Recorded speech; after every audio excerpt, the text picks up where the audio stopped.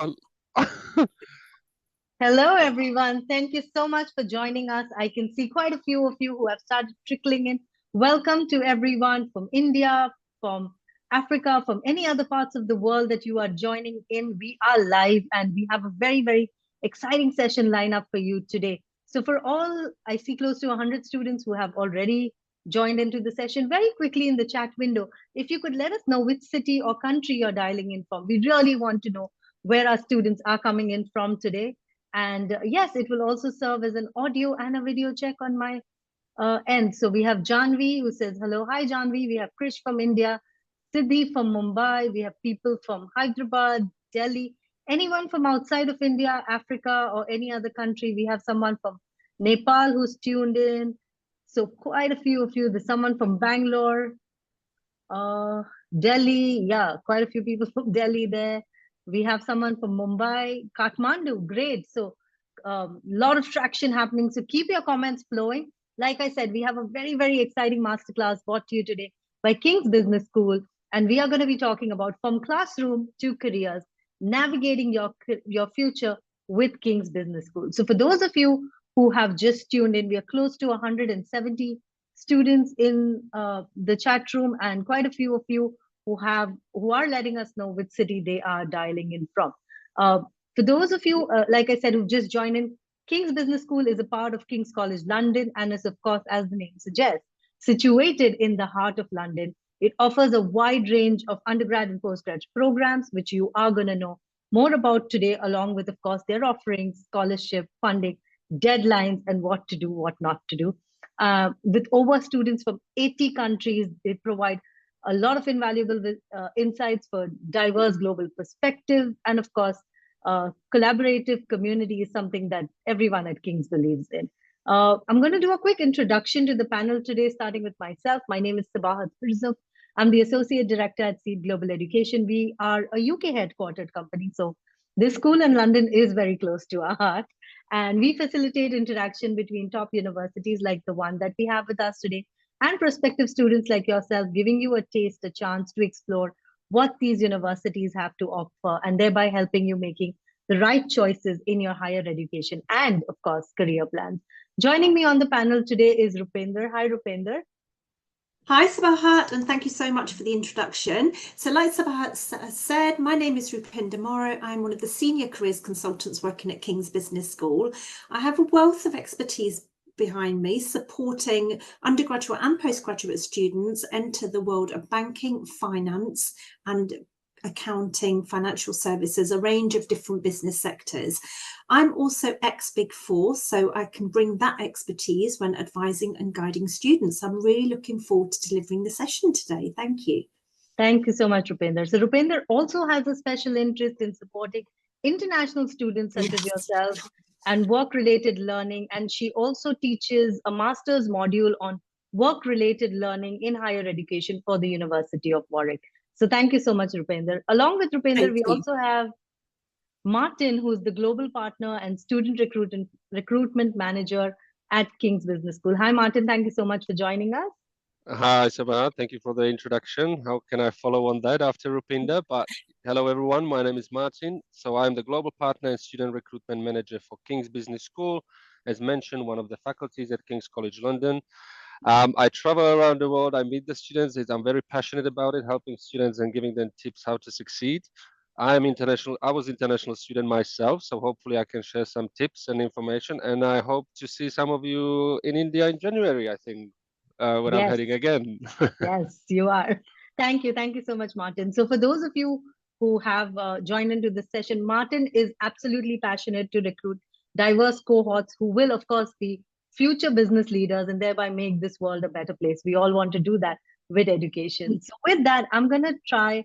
I see we are close to 300 students who are already in the room. Thank you so much for all of your comments and letting us know where you've dialed in from. Before we sort of jump into the topic, I am going to put out my first poll question for this evening on the screen in front of you for everyone in the audience. What is your primary motivation for pursuing a master's degree? Is it the career advancement opportunities? Is it access to world-class education? Is it networking and global connections? Is it entrepreneurial ambitions that you might have? Is it personal growth and skill development, or some other reason? So very quickly, to all those of you who have dialed in, on the screen in front of you is our first poll question for this evening. What is your primary motivation for pursuing a master's degree? I am sure a lot of you could have a lot of different opinions, but tell us which one out of all of these is closest to you and you feel, yes, this is something that I really want to do. I'm going to keep the poll going for a little bit longer before I end it, and we would then get started with the masterclass. So I see quite a few of you who have already answered. I'm going to quickly end the poll now and publish the results for everyone to see. Wow. 43% of you are looking at career advancement and opportunities, closely followed by others falling into the category. And I must say, you all have joined in at the right time for the right masterclass, where we are not just talking about education, but of course, okay. Hi, everyone. Thank you so much, Martin. Firstly, apologies for the technical issues. So I'm gonna clearly this was unexpected, but we can't rely on technology all the time. So I'm gonna share with you a brief presentation. Let me just get to it.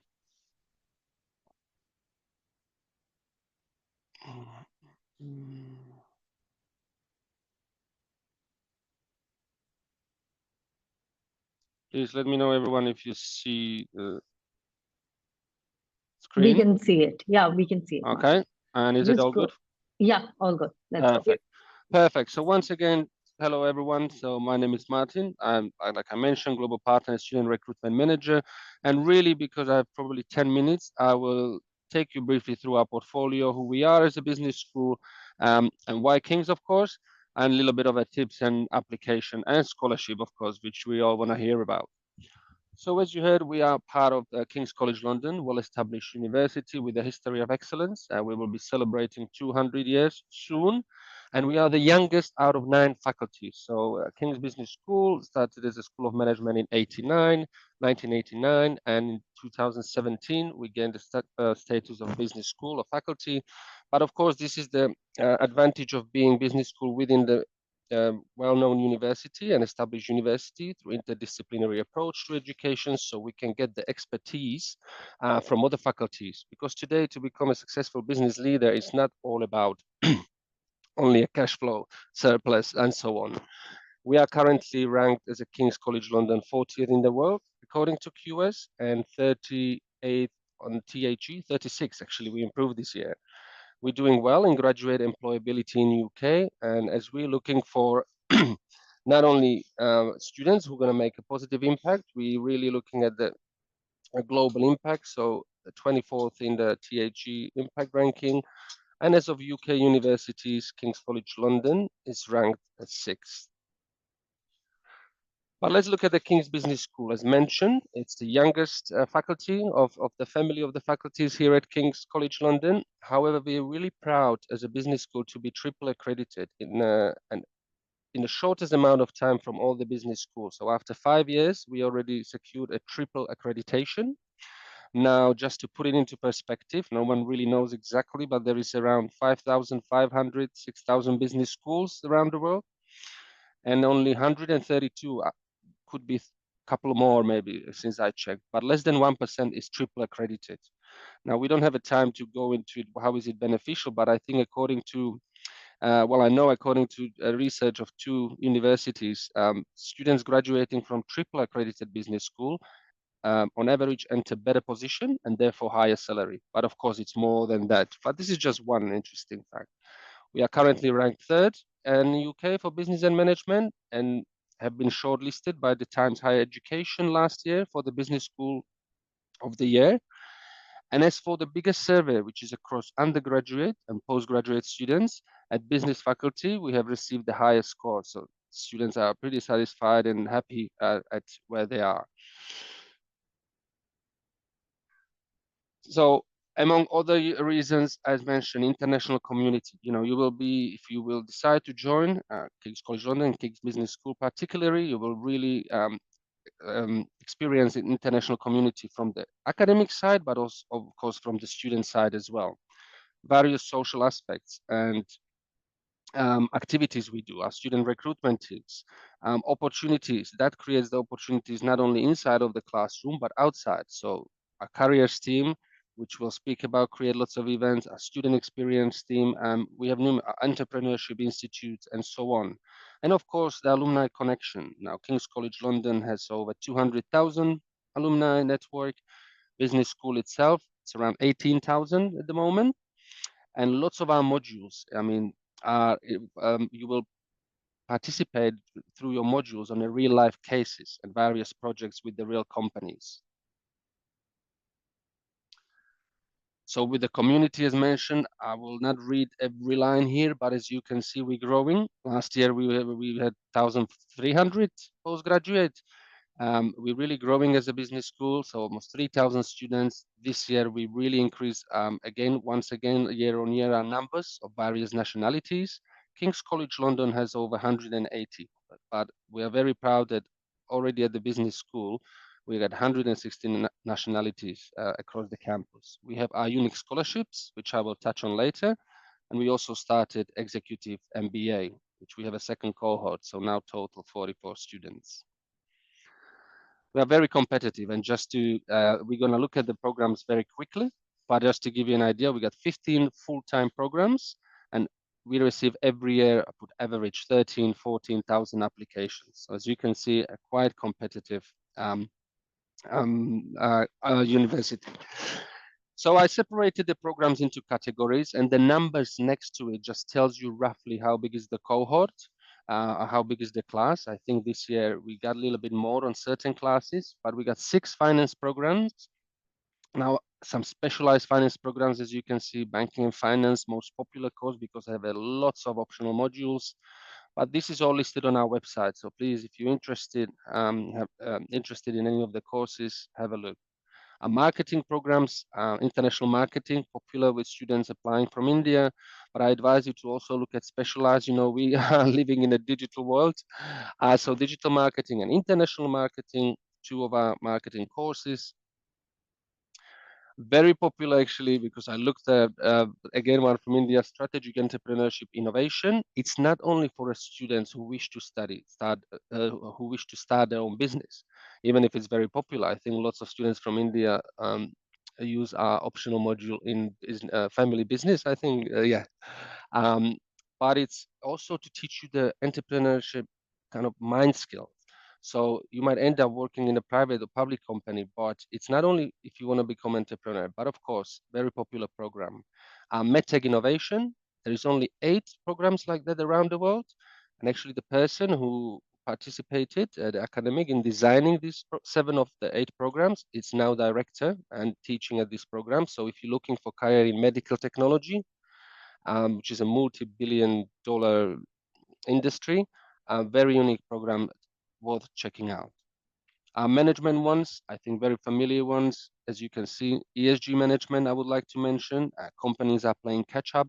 So it's not about the environmental science. It's more, of course, quantitative. It's what impact does it have on the company, financial reportings, and so on. So really program where PwC mentioned a couple of years ago, they will create 100,000 jobs in ESG management positions.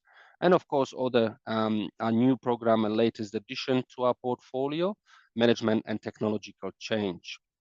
Again, we know AI and everything. This is not about teaching you technical skills, but it's about how to implement the technology which is already within your company efficiently, in a nutshell, in one sentence. So some of the key dates, applications for 2025 September. So we don't do January start. So only September intake. So 2025 are open as we speak. The deadline for all of our programs is 9th of March. It might stay open after, but I wouldn't advise you, if you're thinking of applying, leave it for the last minute. And applications for postgraduate, really the underscored 3 bullet points is what you need as a minimum if you're thinking of applying. So you need your personal statement of purpose. You need your transcript, or if you're current students, so from your previous years. If it's not in English, you need an official translation. And we don't ask for physical reference letter, but we ask for academic referee details. So if you are a current student or you studied less than 5 years ago, you you just provide academic details. So name and the email has to be academic, please. We see sometimes mistakes providing personal emails such as Yahoo, Gmail, and so on. I always advise students contact the professor, say, hey, I will be applying. Is it okay if I provide your details? And then once you submit the application, we will automatically send requests for these references.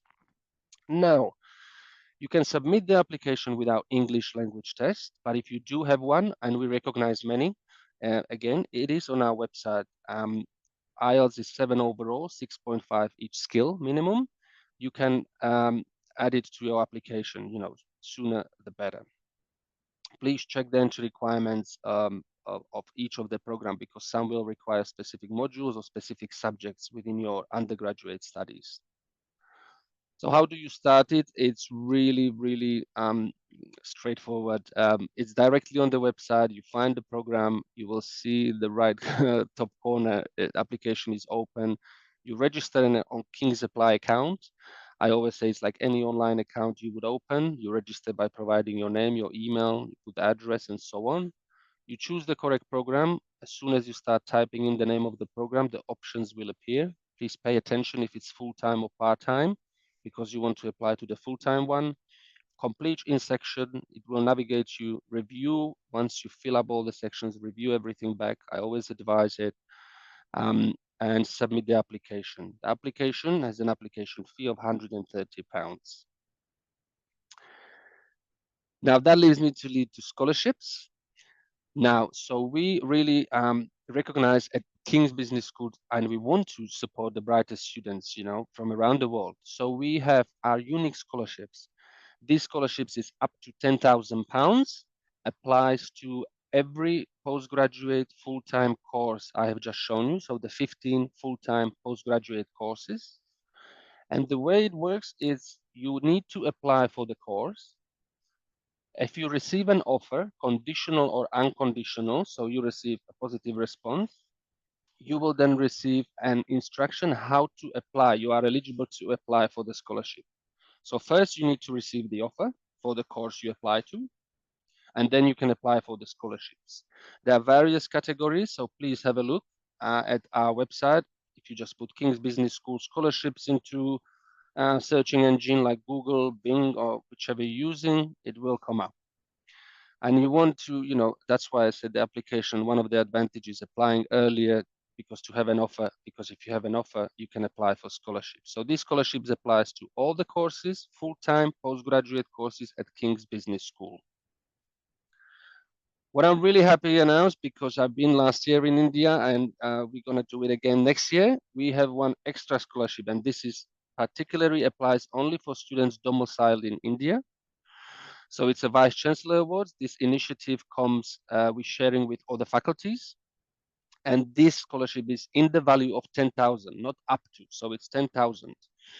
And again, the same thing, you of course need to apply and receive an offer, but this is only for students particularly applying from India, domicile in India. So it's £10,000 and will be shared between six faculties waiting for the confirmation, but I know we do participate at the business school. And again, it's for the full-time postgraduate courses, which I have just presented.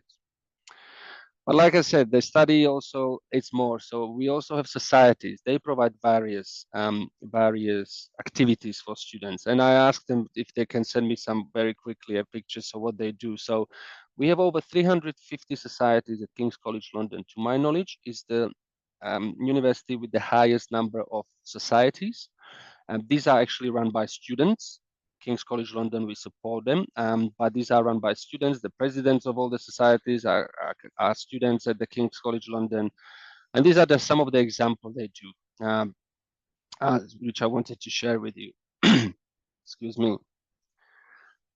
Now, before I end, I would like to show you some of the testimonials of our graduates. I was told between if to choose the scholarship awardees I have as well, but these are actually students who graduated already. Last time I spoke to them, Aditi, she did finance analytics, and she's actually working at Nomura in Mumbai. Ahsan did accounting and accountability, financial management. didn't respond to me on time, unfortunately. And Ramani, she actually works as a graduate project manager in London. So I'll give you a few seconds just to have a look what they said about the Kings and their experiences in a very, very, kind of a few sentences. And then I move to another slide.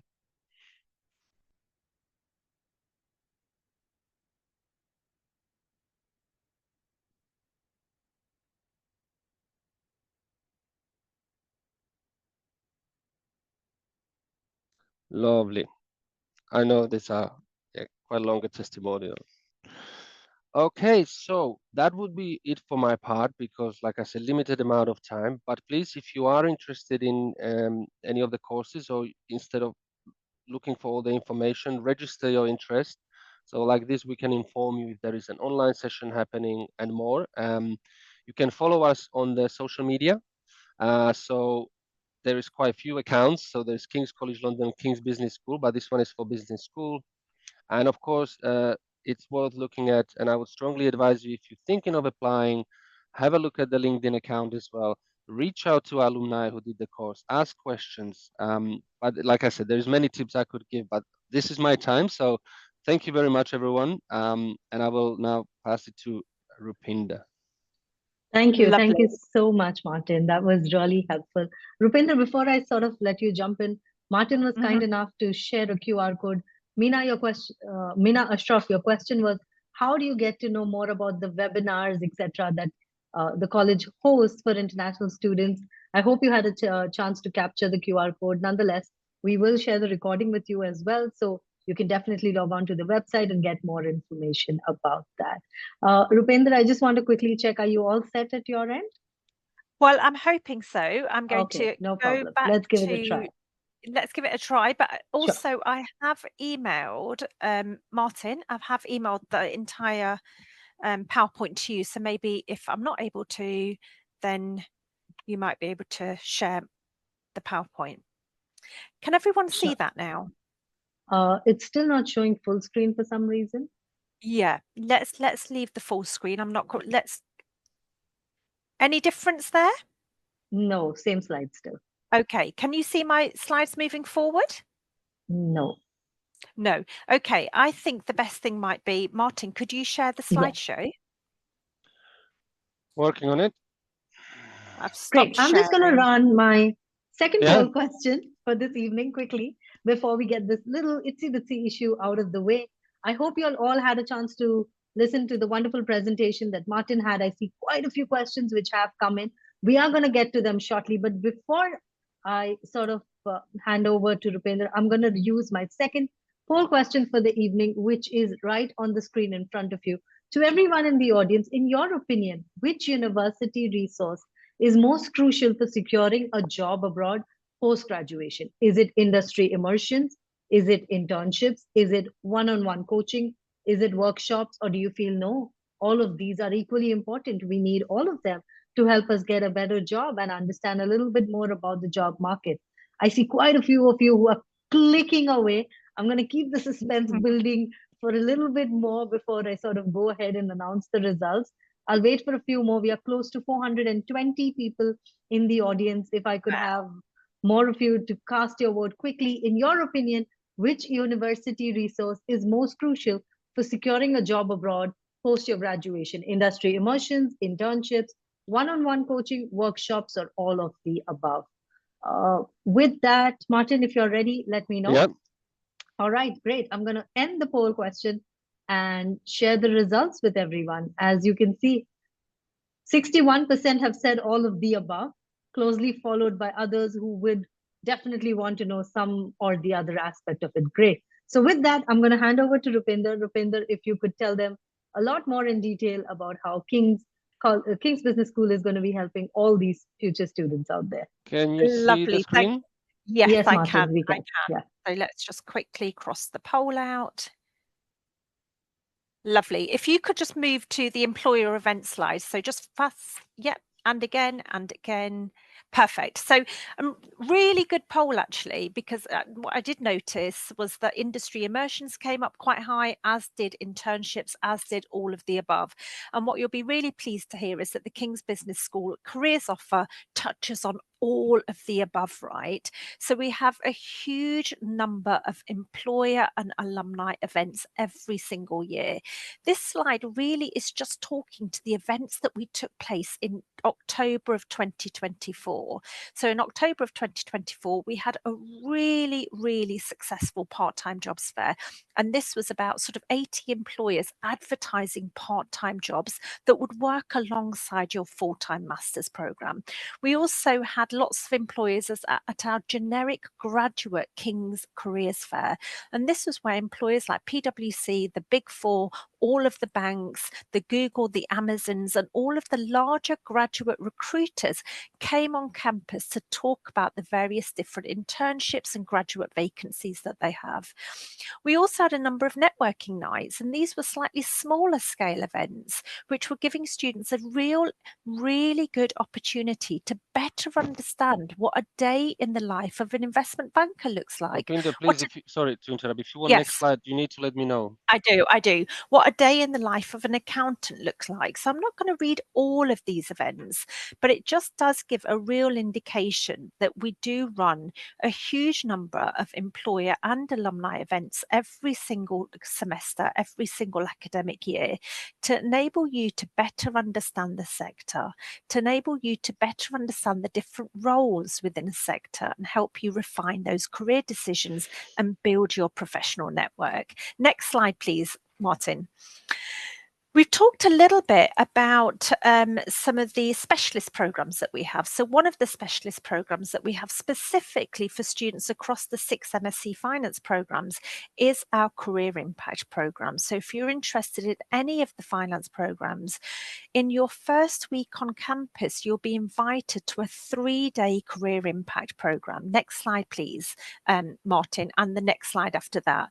This Career Impact program, as you'll see on the next slide, is an opportunity over the course of 3 days to not only build the career management skills necessary for success, so those application skills, those online assessment skills and the interview skills, but it also gives a huge opportunity for you to better understand sectors and roles. We had an industry panel, we had an alumni panel, and we also had a technical interview investment banking simulation. So you could experience firsthand what good looks like when answering quite challenging technical interview questions on things like the discounted cash flow or the net PV, so really successful session attended by about 600 students. So it's good. It gets you an early introduction, because I think particularly for our finance students, as you'll see in the following slides,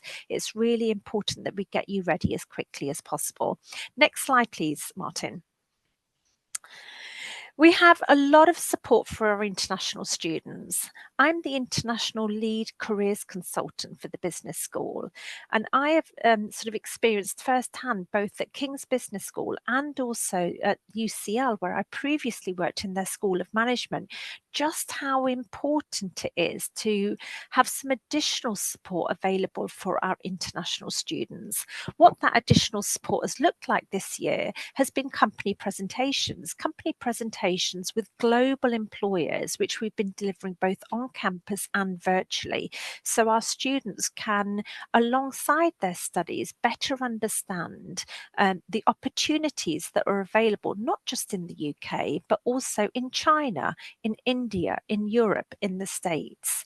We've also this year, for the first time, introduced what we call the Business Communication for Career Advancement program.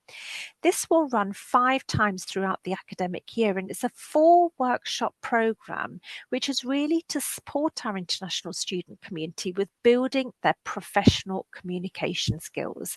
Their professional communication skills that will get them through a challenging video interview. Their professional communication skills which will enable them to perform really well during a group exercise at an assessment centre. And also their professional communication skills that will help them navigate some of the very challenging online online assessments our students are required to complete. Our in-country activities. So for the first time this year, we're going to India in November of 2024, delivering careers consultations, alumni events and workshops and career panels. We're also in the spring going to be in China. And the whole point of some of this in-country activity is to support our recent returnees, help them navigate markets back home. There's some additional things as part of our international program that I'm just going to let you sort of read through at your leisure. But what I'm trying to sort of suggest in this slide is that our international students across the PGT programs are really well supported. They're really well supported for securing work in the UK, but they're equally well supported if they're looking to return to markets back home or looking to work in a third destination post-study.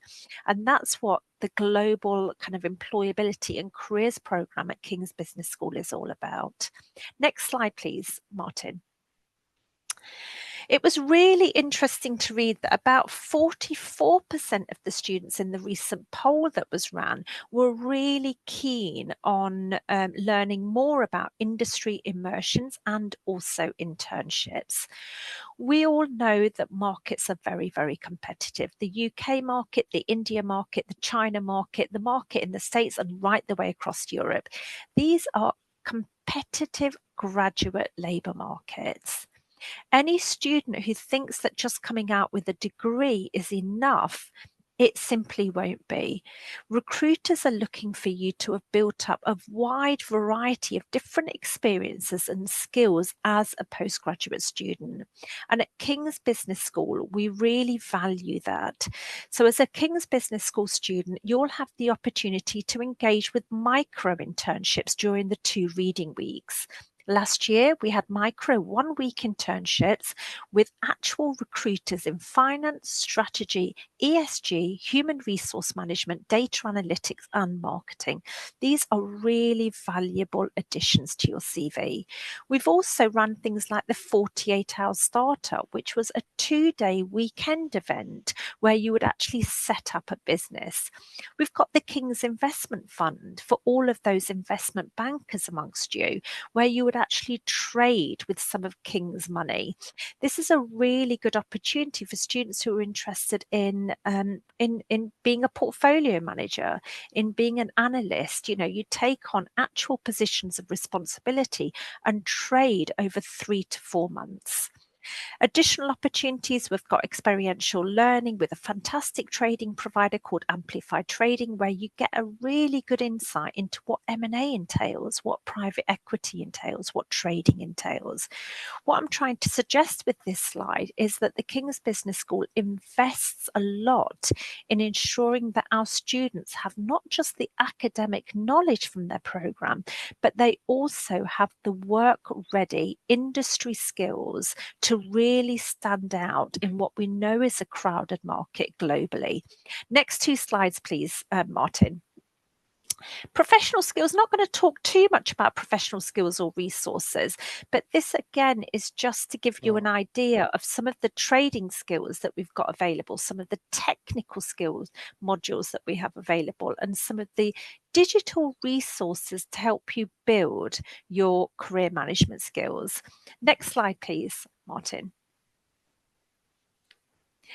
We have what Martin has also described, an incredibly engaged alumni community.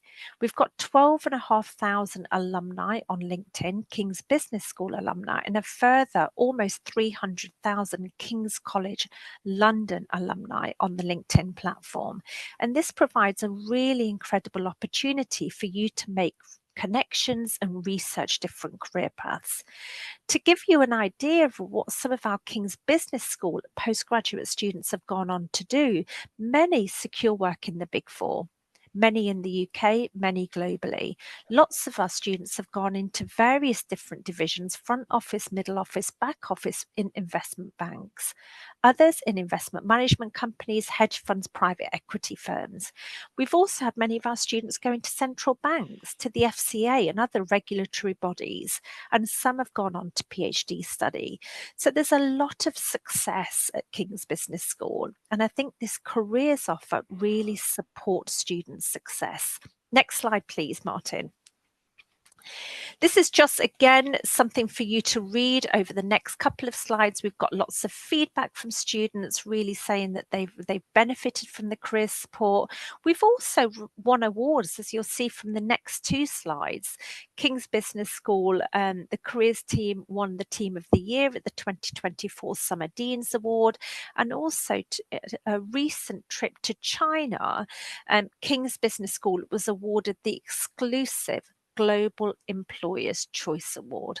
And this was an incredible achievement for all of the work that we do in country to support our recent returnees navigate markets back home and really have the access to recruiters that are advertising opportunities. Next slide, please, Martin. So I know I'm whizzing through because I think we got a little bit delayed with some of the tech issues. I think over the next few slides, I just want to talk to sort of the UK graduate market. And the reason that I'm introducing this as a topic is that, you know, for all of the sort of 400 or 500 students on the call today, I want to try and ensure that you have a little bit of an edge. Yeah, that you are as ready as you could possibly be in September of 2025 before you even start your master's with us. Next slide, please, Martin. Some of the graduate training programs that are advertised have very, very, very early closing dates. So graduate training schemes, graduate training programs, as you may know them to be, tend to be advertised by the larger recruiters, the BCGs, the Barclays, the Big Four, the Amazons, the Googles. These are very, very large players in their various different sectors. A graduate training program can be anything from 1 to 3 years, and it does offer alongside work a huge amount of intensive training. Some of these graduate training programs also allow you to rotate between different areas of the business. Now, the main thing about graduate training schemes, next slide please, Martin, is that graduate training schemes have very, very early close windows. So you will join your Masters at King's Business School in September of 2025. A lot of these graduate training schemes will already be open. They open in August. Many will close as early as October. So I really want you to sort of know that ahead of making the application to your master's program and ahead of joining your master's program. The main thing is that we want you to be as ready as you can be. And you'll see that in the following slides, there's things that you can be doing over the next 6 months to really support that. This just reiterates that point. Recruiters like Goldman Sachs and JP Morgan receive a lot of applications. Because they receive a lot of applications, it is very wise to make applications as early as or as soon as the application window opens, rather than leave it to quite close to the closing date. Next slide, please, Martin. When you make the application, you'll be invited to various different stages if it's a graduate training scheme or program that you're applying for. You'll be invited to complete some online tests. You'll be invited to a video interview. You'll be invited to an assessment centre before a decision is made as to whether you've secured the role. It's a very different market to India, where maybe you're going to be invited to several rounds of interviews. So some of the things that you can be doing now is to actually go on to some of the platforms that I'm going to recommend and build up your online testing skills. Build them up so that you do achieve the benchmarks and get through to the next stage. Next slide, please, Martin. Graduate jobs are quite different to graduate training programs, and these are jobs that tend to be advertised by smaller, more medium-sized enterprises and tend to be advertised in a slightly later window. So you'd probably be applying for these around May, June, July, towards the end of your master's programme. So not a real sense of urgency, but really did want to talk to graduate jobs, because a lot of students, the graduate training schemes are quite rigorous, and most of the opportunities lie in the graduate job space. Next slide, please, Martin. So what are employers looking for? And the next slide will talk to some of these skills. UK recruiters, particularly in the business area, look for analysis, they look for decisiveness, they look for interpersonal and communication skills, they look for mathematical and quantitative expertise, particularly for finance roles, and all will be looking for team working ability. So students really do need to have a moment of reflection quite early on, and ideally before they join the Masters, to think, well, actually, how do I compare to those 5 most sought after skills? Would I have the evidence to show recruiters that I can analyse large sets of data, that I am a really strong communicator, that I can work with people from a variety of different cultural backgrounds and levels of seniority? And if you're struggling with some of the evidence, then what can you be doing now over the course of the next 6 months, so that when you join King's Business School, you're ready to make those applications and you're ready with a very, very clear evidence kind of set. 5 skills or areas of concern that you might need to sort of particularly think about is your career management skills, your ability to manage up, negotiate and influence, your leadership skills, or dealing with conflict. These are areas that we are being told by recruiters tend to be areas of concern. So again, what can you be doing over the next 6 months to ensure that those skills are not going to cost the application? Next slide, please, Martin. I'm not going to talk to the next 2 slides too much, but it's again just kind of looking at PwC's eligibility. So you'll see here PwC look for whole leadership, they look for business acumen, they look for the technical and digital skills. Next slide. They look for skills to evidence that they are global and very inclusive. They're able to build relationships at all levels, and they have that motivational fit and understand PwC's culture. So the last 2 slides are really just there for you to help inform this reflections piece. And what I really want to invite all the students to do in the next couple of days is think about, what specific experiences, projects or achievements have they done during their undergraduate or high school education that would demonstrate to recruiters that they have the skills that I've just shown? Are there any gaps? Are there any experiences that you're particularly missing? And what actions can you now take to strengthen on those skills? And I've got a few suggestions just as I close in the next 3 slides. So the first slide talks about virtual internships. In the UK, we have a phenomenal platform called Forage. Forage offers virtual internships which will introduce you to the world of finance, marketing, ESG, strategy, and it will help you develop the soft and technical skills and network with industry peers. Now, you'll see on the Forage platform that there's opportunities by JP Morgan, there's opportunities by Citibank, there's opportunities by PwC, by Deloitte, by Barclays, but there's a huge wealth of opportunities on the Forage platform. There is no recruitment process. It is just merely a case of you registering for any of the virtual internships, each of which are a duration of around about 5 to 9 hours. A second resource that I want to highlight is PwC's Employability Hub. This Employability Hub will help you build the career management skills, practice your video interviews, practice your online assessments, and for the students that are particularly interested in audit, have a go at the fantastic interactive exercise called Audit Have a Go. Anyone applying to PwC or to the Big Four thinking of the audit route really needs to do that interactive exercise. And the final resource that I want to show students is the Deutsche Bank's unofficial guide to banking. So if at this stage you are thinking investment banking, but you're not quite sure what really is involved in corporate finance versus private wealth versus fixed income and currencies versus technology or advisory, this is a really strong introductory platform. So what I've done in the last 3 slides, and hopefully in the slide previous to that, the reflection slide, is really giving you a little bit of an idea of not just the skills and strengths recruiters are looking for, but also things that you can be doing over the 6 months to really enhance your profile, better understand the sector and roles, and be in a position where in September of 2025, when you join your Masters at King's Business School, you already have the edge.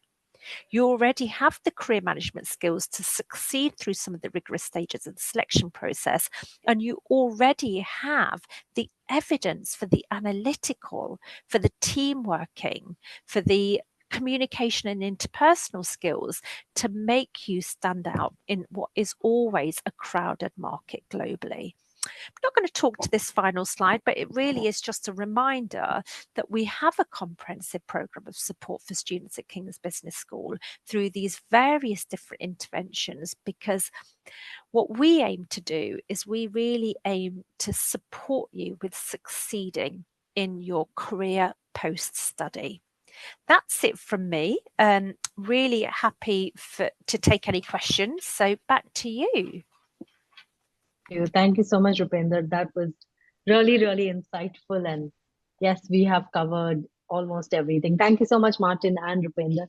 I can see quite a few questions which have popped in. I'm going to try and take on as many as possible. Most of the questions here are sort of following a theme. So I'll try and club them together. That will ensure that all of your questions do get answered and we have enough time to do that. I'll start off with a very basic question from someone, Rhythm, who wants to know, do you accept Duolingo English test scores? You're testing me here. No. I'm happy to, I don't know if I can put in a chat, link for all the qualifications, but it's listed. Okay. If you go to our program entry requirements, English language, and then it's a link which takes you there, but no Duolingo. No Duolingo. Thank you so much. Great. I will share the link with them post this, so that should be helpful. While we are on the subject of testing, of course, the other mandatory question again lies around, is GMAT or GRE mandatory for your programs, or is that? Just to make it easier, it's not compulsory, no GMAT, no GRE, no working experience required. Great. Thank you. Thank you so much. I hope that answers your question, Ratika, and someone else as well who had spoken about this. We've got a few questions, of course, about the financial situation. So a lot of students want to know a little bit more about scholarships, how they can make sure that what are their chances of securing the right kind of scholarship, how are the students sort of evaluated, is it more merit-based, or are you looking more for a holistic profile? A few tips would be helpful for students who are looking to apply, but obviously using the scholarships option. Sure. Look, like I said, because both of the scholarships I mentioned, student has to apply. So will they look at the merit? Yeah, the admissions already.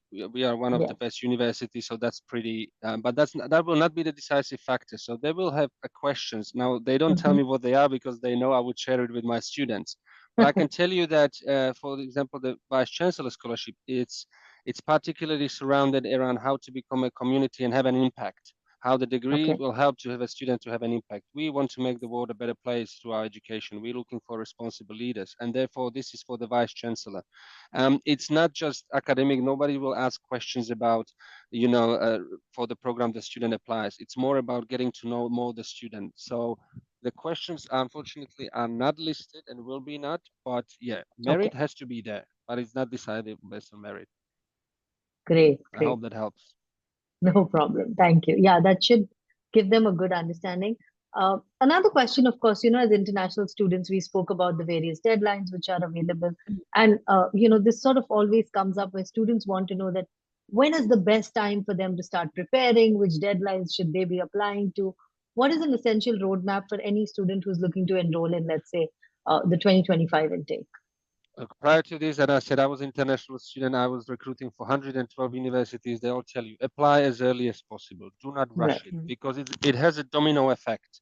For example, here at King's, we guarantee accommodation for postgraduate students, but of course you need to meet it in deadline. So really, I suggest always students prepare your application well. If you can't do it in December, latest January, because you really then running out that classes might fill up. I showed you how many applications we receive roughly, because then it's got an impact on everything. Then you received an offer. You need to make the decision, secure the offer. So confirm that when you come into the accommodation, and then you have the visa preparation. And then as you heard from Rupinder, you might spend some time Yeah. already researching about the job, about the opportunities, which actually starts before you even come to UK. Correct. So it really has that domino effect. So I would say do your application if you can this calendar year. Of course, there might be circumstances, but January, because then you're going to wait 5-8 weeks to respond. It really has. So I think that would be my advice. Thank you. There's a question from Rishabh who wants to know more planned activities in India post November 2024. I'll take that one up, Martin. I know King's Business School is coming to India in January 2025. They'll be visiting 4 cities across India, namely Chennai, Bangalore, Ahmedabad, and Mumbai. If you're located in any of these cities, we will be sending out more information to you. Please feel free to come and, of course, meet the representatives and get a chance to interact with them one-on-one. So I hope that And answers if I may add, we're actually Sure. doing another one, but that's Oh, Rupinder's trip in November. King's Business School is heading now. Well, actually now. Yeah. That's okay. right. So we'll also be in India in November in both Mumbai and Delhi. We're hoping to do some events with prospective students, and we're also Okay. doing quite a few careers events with recent returnees. Great, great. Thank you so much. So let's talk a little bit more about, we spoke about careers, etc. There are quite a few questions about job opportunities.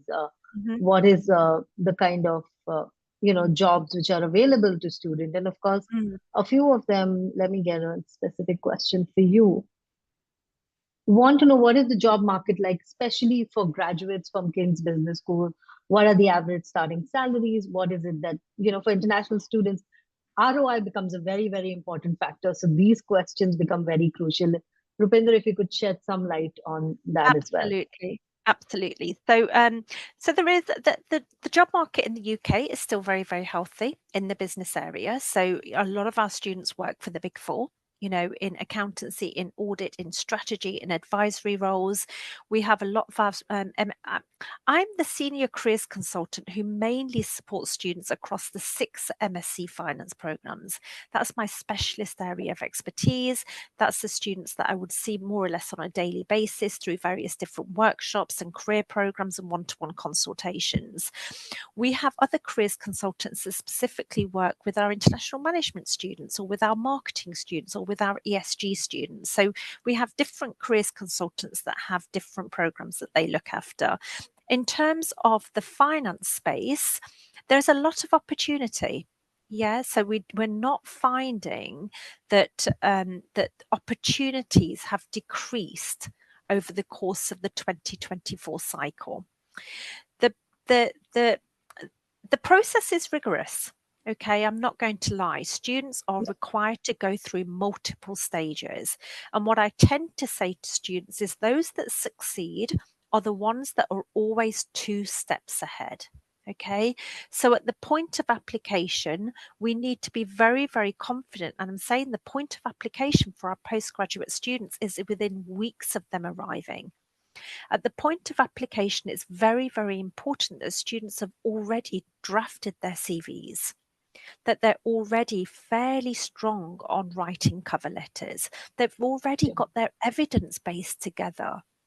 At the point of application, we also strongly encourage students that they've already built their online assessment skills, that they're strong on those numerical tests, the verbal tests, the situational judgment tests.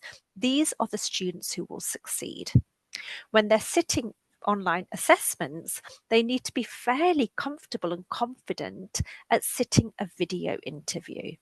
Nobody watches these video interviews in the UK, particularly if they're being delivered by some of the larger graduate recruiters. It is algorithms that will score students. If you achieve a certain benchmark, you'll be invited to the assessment centre. Lots of international students do enjoy success in the UK. Some of our students have moved to Ireland. Some of our students are working in Germany. Yeah, lots of our students return home. The students that manage to secure work very, very soon after the completion of their masters tend to be the students who are at least 2 steps ahead. Okay, and that's where the rate of return, the rate of return on investment comes in, because students are very, very keen to work soon after the end of their masters. Great, thank you. Rupinder, would you be okay to take a go at 1 or 2 more questions? Or Yeah, sure. I know you had a time. Yeah, I think we're okay. Yeah. Okay, great. So there is a question by someone who wants to know, of course, when we are talking about the job and the interview process is something which is very, very daunting for a few students. What would be your advice as to some do's and don'ts or tips, especially for students who are recent or fresh graduates looking to interview with companies, something which is them stepping out of their comfort zone, so to speak? Yeah, I mean, I think that, interviews are challenging for everybody. And I think it's really unusual to find anyone, even me, I find interviews incredibly nerve-wracking. And my advice to any student who's being invited to interview is practice, practice, practice. Okay. Now, we have some phenomenal digital resources at King's Business School, resources that will enable students to record themselves answering pre-recorded questions, where they're invited to prep the answer in 30 seconds and deliver it in 2 minutes. The more students get used to that format of interview, the better they will become. Okay, they are daunting, but just practice, practice, practice. Now, even if you don't have the digital resources, at your fingertips now, I would recommend students just record themselves on their phone, on their computer, watch that recording back. The algorithms that have been built into these platforms are assessing not just the content and the language and the structure of their answers. They're also measuring your eye movements, your overall emotional or valence. They're measuring your hand gestures, the pauses, how long are the pauses, how frequent are the pauses. So the more that students can watch themselves back and improve their own performance, the better that they'll be. A last tip that I'll share on interviews is one of my recent students who secured work with a top strategy consulting company said to me the way she prepared for interviews was every evening she went home and she invited her flatmates just to fire questions at her. Walk me through your CV. Tell me a little bit about yourself. When did you recently work in a team? Did anything go wrong? How would you improve your future performance? Just fire questions. And she became so comfortable at just answering them because, morning, noon and night, having a piece of toast, her flatmates asking her a question. So I think it's all about just practice, practice, practice. But it also goes back to, have you got the evidence for those answers? Yeah. So we're talking about, work experience is not a requirement to get onto the masters at King's Business School. However, if students have 0 work experience and they're going to be making applications for jobs soon after they start their masters, they are probably going to find it quite challenging.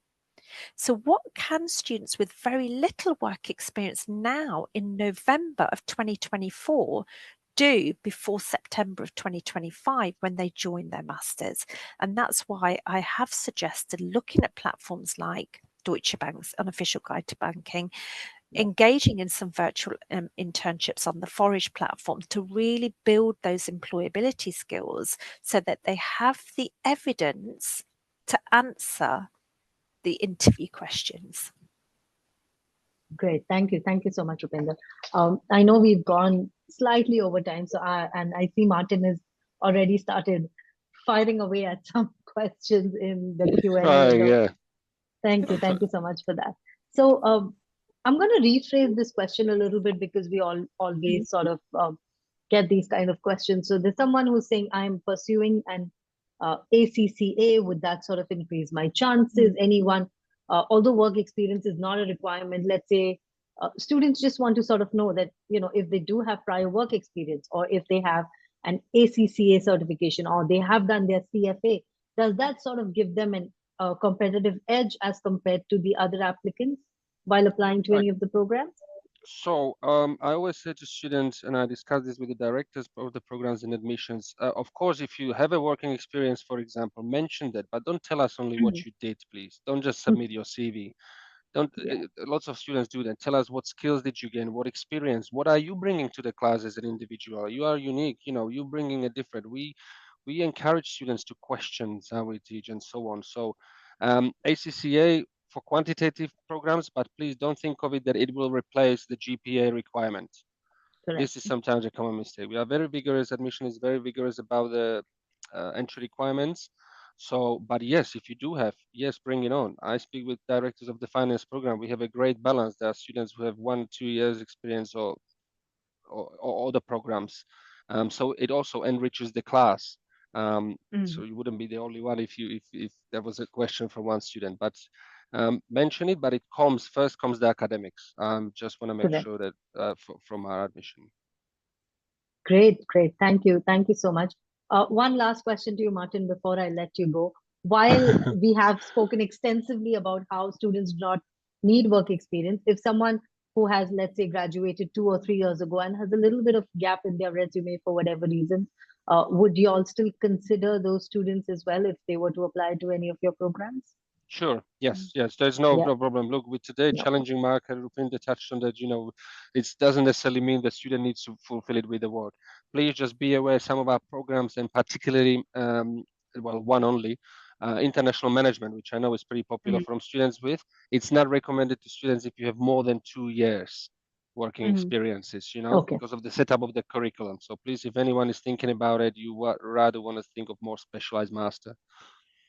Yeah, thank you so much. With that, Martin and Rupinder, I'm going to thank you for your time and let you go. I know there are quite a few questions which are still there, but we have answered these, and we will be sharing the recording with everyone, so y'all will have access to that.